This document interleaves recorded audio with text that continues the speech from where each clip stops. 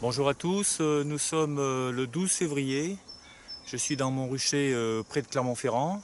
Il fait beau, les abeilles sortent. Donc aujourd'hui je vais vous parler des abreuvoirs et du nourrissement. Ce sont deux éléments importants en février qu'il faut surveiller.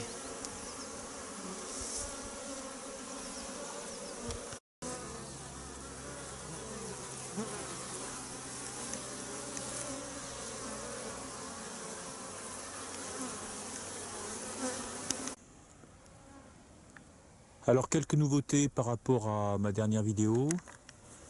J'ai une nouvelle ruche, celle qui est en jaune, qui est une ruche pédagogique qui appartient à la mairie de mon village et dont je vais m'occuper. Et donc j'ai réaménagé ce coin pour laisser un petit peu d'espace autour de la ruche si je fais des visites scolaires. Et également j'ai aménagé le devant de la ruche pour planter des fleurs. Donc le premier point dont je vais parler, ce sont les abreuvoirs. C'est très important en février de placer les abreuvoirs près des ruches parce que déjà la reine commence à pondre, donc il faut de l'eau pour faire de la bouillie larvaire. Et puis les abeilles donc, vont transmettre à toutes les autres l'emplacement des abreuvoirs. Alors j'ai mis l'abreuvoir pas très loin des ruches pour faciliter le transport. Pour l'instant j'ai posé un toit de ruchette sur une souche. J'ai mis des bouchons. Et voilà. Et donc les abeilles vont sur les bouchons. Vous voyez, il y a beaucoup d'abeilles. Comme il y a peu d'eau, s'il y a du soleil, l'eau est chaude.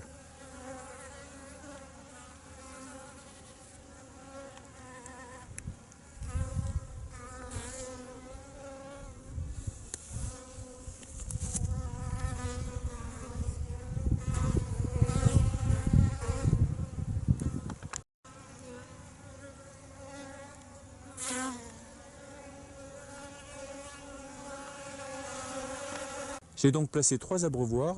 Le premier est près de la partie basse du rucher. Le deuxième vers la partie centrale. Et le troisième vers la partie haute.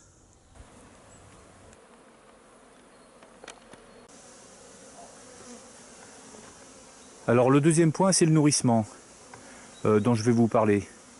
Alors il y a plusieurs théories. La première théorie, c'est de dire on attend la reprise de la ponte de la reine pour nourrir, donner du candy. Moi, je préfère donner un demi-pain de candy en novembre, décembre, voire un petit peu. Elles ont besoin de nourrissement, ben, elles mangent le pain de candy. Et après, donc, je vérifie toutes les semaines le candy. Après, pour la pose du candy, il y a aussi deux théories. Alors la première théorie, c'est de mettre le candy dans le nourrisseur. Les abeilles montent dans le nourrisseur et vont donc manger le candy. Et la deuxième théorie, c'est celle que j'applique, c'est de mettre le candy sur les cadres de la partie donc couvain, parce que je suis en ruche basse consommation.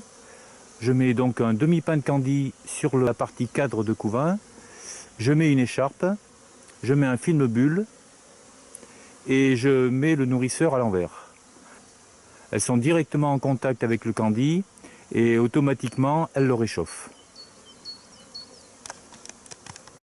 Je vais vous montrer comment est l'intérieur de la ruche.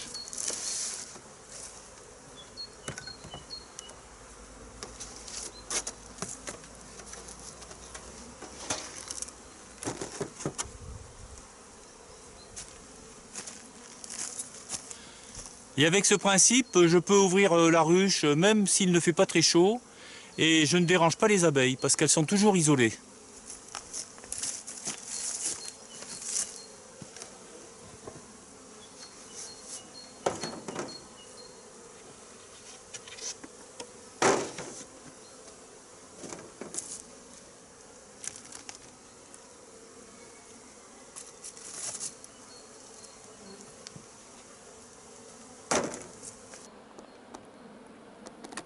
Voilà comment cela se présente sous le nourrisseur.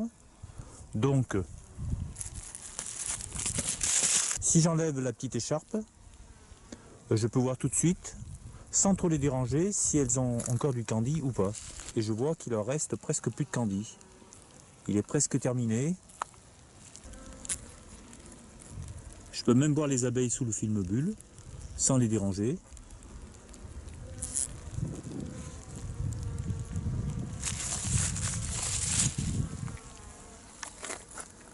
Évidemment, l'opération doit durer 15 secondes maximum.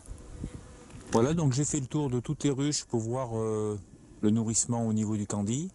J'ai vu que quelques-unes avaient pratiquement terminé.